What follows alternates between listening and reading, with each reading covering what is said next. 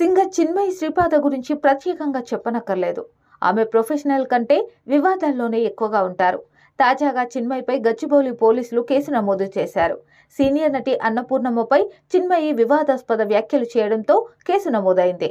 అన్నపూర్ణ ఇటీవల చేసిన వ్యాఖ్యలకు చిన్మయి సమాధానం చెబుతూ ఓ వీడియో రిలీజ్ చేసింది. ఇందులో వివాదాస్పద వ్యాఖ్యలు ఉండడంతో ఓ విద్యార్థి పోలీసులకు ఫిర్యాదు చేశారు. అసలు ఏం జరిగిందంటే, అన్నపూర్ణమ్మ ఇటీవల ఓ ఇంటర్వ్యూ ఇచ్చారు. ఈ ఇంటర్వ్యూలో ఆడవారి గురించి ఆమె మాట్లాడారు. అర్ధరాత్రి స్వతంత్రం అంటే ఆడవారు బయటికి వచ్చేవారా? ఎందుకు స్వతంత్రం కావాలి ఆడవారికి? అర్ధరాత్రి 12 తర్వాత ఏం పని? ఎక్స్పోజింగ్ ఎక్కువగా ఉంది.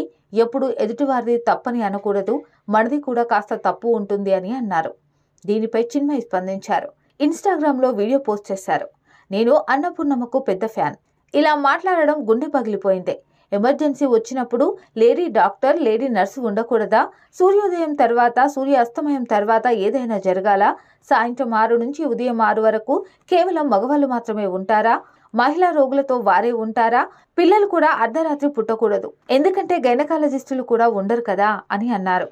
ఉదయం 4 గంటలకు లేచి పొలాలకు వెళ్లి అక్కడే కాలకృత్యాలు తీసుకునే మహిళలు ఇండియాలో ఇంకా ఉన్నారని చిన్మయి చెప్పారు. చాలా ప్రాంతాల్లో బాత్రూంలు లేవన్నారు. ఇలాంటి సందర్భాల్లో ఆడవారు ఎప్పుడు వస్తారు?